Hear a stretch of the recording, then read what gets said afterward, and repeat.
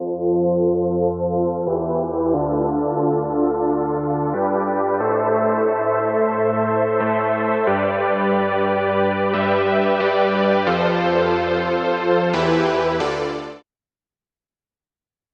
there, it's Stephanie Shea, Chief Astrologer for janspiller.com with your July Astrological overview.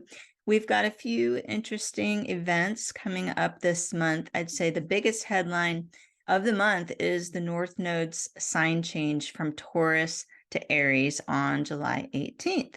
For those of you who may be new to astrology, you can think of the North Node as a guiding energy for the planet. When I'm talking about it changing signs, this is something that's going to influence all of us. When I'm talking about North Node in an individual birth chart, that's very personal to how, the sign it's in, where it's placed, and how it's interacting with other planets in your chart. So it's two different things. Many of you who follow this channel are probably Jan Spiller fans and have read her book, Astrology for the Soul, which is all about the North Node's influence in a personal birth chart. And now that you have an awareness of that, you can realize, oh, of course, then the North Node in the sky is going to have an influence as it's changing signs throughout our lives. How is it interacting with our own North Node, for example? So it's a fascinating topic. And again, if you're new to astrology, the North Node is actually a mathematical point in the sky. It has to do with where the Earth's orbit intersects with the moon's orbit as they're both traveling around the sun. And there's a northernmost point and a southernmost point. And North Node energy is often what we feel supported doing. So, for example, the North Node has just been in the sign of Taurus for the past year and a half.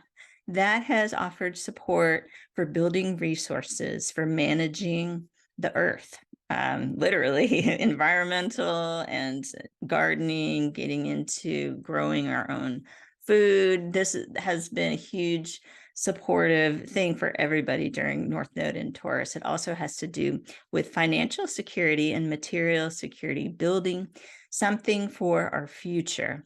And so there will be an energetic shift, as you can imagine. And you may be thinking, that's weird. Is it moving backwards? And yes, it is.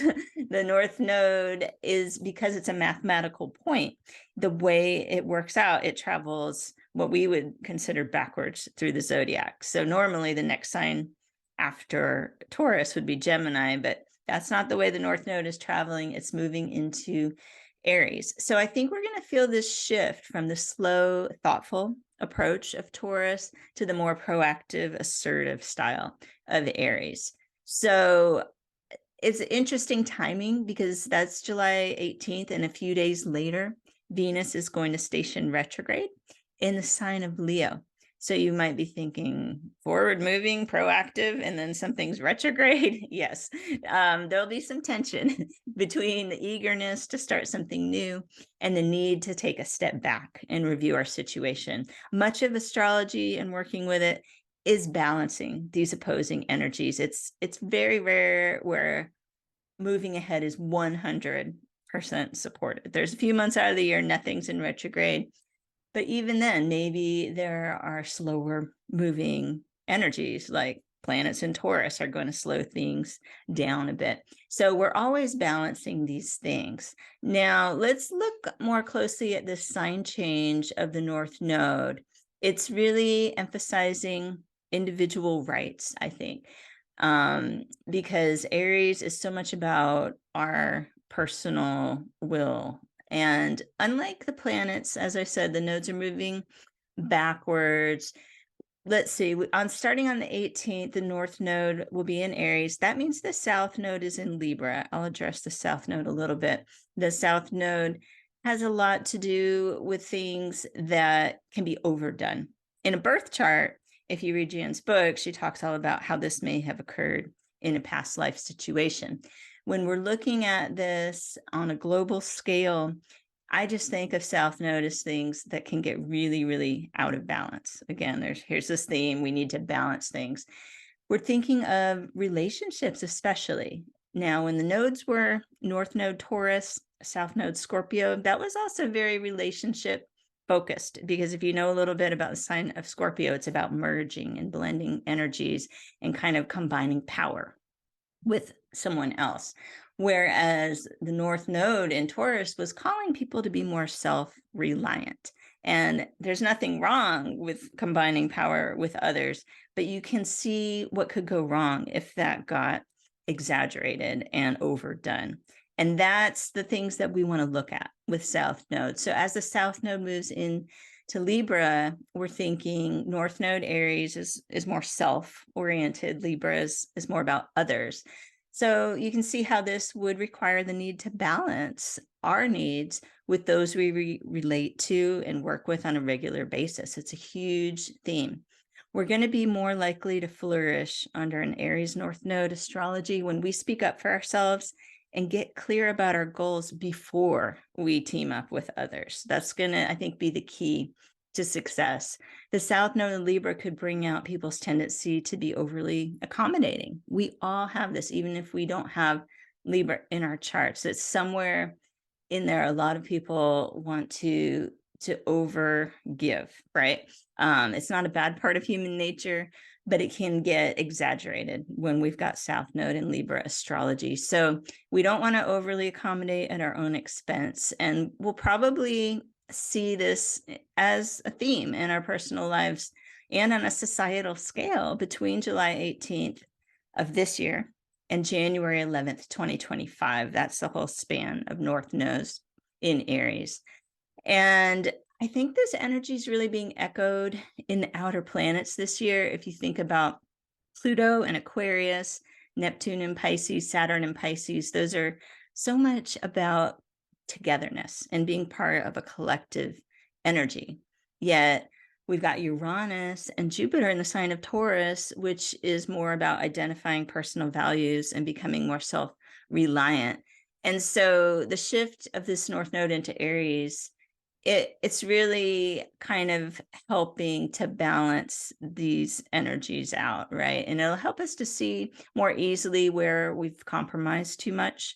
We can use the astrological energies to rebalance our lives.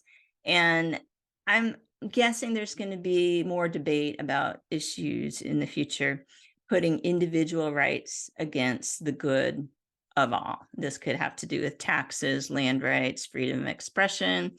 Aries can be a bit of a fighter, fighting energy. So the right to bear arms, hot topic right now, and that will probably continue under the North Node in Aries. Now let's look at Venus retrograde in Leo. It's July 22nd. We've been kind of warming up to it. Venus entered the shadow phase of this back on June 20th. If you watch the June video, I give you a little preview. I'd always recommend if you're just jumping into the channel and I'm starting, you're starting with July video, maybe go back a couple months and kind of see the story that's been unfolding there. It goes kind of in a sequence. So I talked a little bit about Venus retrograde, and it is starting July 22nd, and it will last through September 2nd. You might have already been feeling it, though, as the shadow phase ramped up, and there's a real pull to resolve the past, especially in the areas of our love life, our finances, or both. And if you think about Venus moving direct in Leo, that really highlights our boldest self. We can often feel full of passion, confidence, that love for life. But once Venus goes retrograde, sometimes we feel that is missing, and we're trying to recapture this joy and excitement we previously felt. There's something we need to go back and do. So it's a great time to reconnect, for example, with our inner child. Just go out and have some fun. It's a powerful time anytime Venus is retrograde to finish a creative project or restart one that you have abandoned. It's waiting for you. And I think the main thing to avoid is initiating completely new efforts during these days. We're meant to be completing what was already set in motion. So when it comes to romance, it's really better to keep your current relationship status. Say you're in a relationship, and suddenly you feel super annoyed with something your partner is doing. If that has never crossed your mind before the Venus retrograde, it might be worth waiting it out to see if you feel differently after the retrograde cycle. Now, if this has just been a long time coming, you know what to do. But I always mention that because sometimes things feel more disruptive or dissatisfying during a Venus retrograde, but they can actually still be worked out. Now, single folks who meet someone new during the Venus retrograde really want to keep the pace slow and avoid making major commitments until after Venus goes direct. As we know, ex-partners are more likely to turn up under this astrology. Sometimes it's necessary to reconnect to clear up the past or gain a certain sense of closure. And I would say occasionally couples reunite during a Venus retrograde, but the same rules to me really apply as they do for new partners. Don't commit until the retrograde energy clears. So, also what I mentioned last month, I'll say again, once this Venus retrograde ends, we're still going to be in the midst of a Mercury retrograde cycle. That cycle is going to occur between August 23rd and September 15th. So in your mind, as once we go into Venus retrograde, July 22nd, you want to think end of September, moving into October is going to bring the clarity that you need for decision making, and especially if it's a very important decision. Now we've got Mars entering Virgo July the 10th. That's going to stay in the sign of Virgo till August 26th. Mars has been in Leo since May 20th. That was really good for confidence, energy, enthusiasm to pursue personal goals. Now, it's possible with all that fiery Leo energy, while Mars was in Leo, that we got more than one idea started during these days. So Mars in Virgo, I think of refining. It's going to be a great opportunity to focus on what's most important. And Mars represents how we take action, the method we use to go from point A to point B. So think of practical, detail-oriented approaches under this astrology. That way we can channel our efforts more efficiently and make a realistic plan of action. So I think Mars and Leo could have brought out our tendencies to try to do too much too soon. And after July 10th, once Mars goes into Virgo, we can think more about quality versus quantity. We've got Mercury traveling from Cancer to Virgo in this 1 month. When we start July, Mercury is in Cancer through the 10th, and that's going to really promote emotional connection, communication with relatives. If there's family matters to discuss, that's a good time between the 1st and the 10th. That's also good before that Venus retrograde. Mercury enters Leo July 11th and will stay in the sign until July 28th. During these dates, we're going to be supported in our creative expression and ability to make romantic connections. Just plan to have some fun during these days. And again, Venus retrograde's in there, but that doesn't mean you can't have some fun. On July 28th, Mercury will enter Virgo. And so I'm seeing the end of the month as a great time to get organized. Between July 28th and October 3rd, we're going to have extra support for those cleaning projects, getting rid of items we no longer use. And keeping in mind, Mercury is going to be retrograde, as I said, August 23rd to September 15th. So there's a double retrograde at the end of July. That's going to be perfect for reviewing, revising, editing things in progress, all that cleaning and organizing. I think you can get a lot done. Now, the Cancer new moon this month is July 17th. And let me double check that degree for you. It is going to be at 24 degrees of Cancer. And the themes that Cancer rules are home and family, of course, but it also has to do with gut instincts, security, feelings of belonging, mothers or mothering. There's a protective energy, nurturing, empathy, and vulnerability, changing moods, and, I think I said emotional closeness, but these are important things to focus on. You can actually use the theme of the sign of the new moon to tailor your intentions. And Jan Spiller does this really well in her book, New Moon Astrology. Highly recommend it if you don't have a copy. And so, some interesting sample wishes out of her book for the Cancer new moon. I want to become aware of my early childhood conditioning in a way that frees me from unwholesome patterns. It's an interesting one. I want to consciously and consistently practice positive new approaches in my relationships.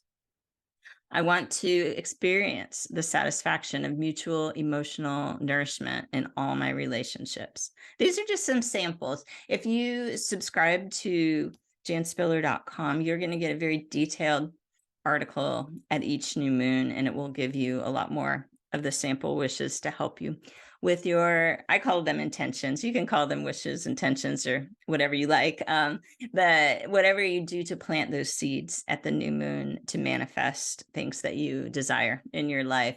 So I encourage you always to check out the Jan Spiller website for that. We have such a reasonable monthly subscription that allows you to get all the information you need in advance. I try to give the best overview I can on these videos, but there's so much detail involved that the written copy is really a good way to go to supplement what you're seeing here on YouTube.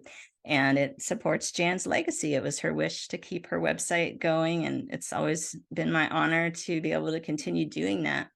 And I hope that you can make the most of July's astrology. Have a great month, and I will see you back here in August for your overview.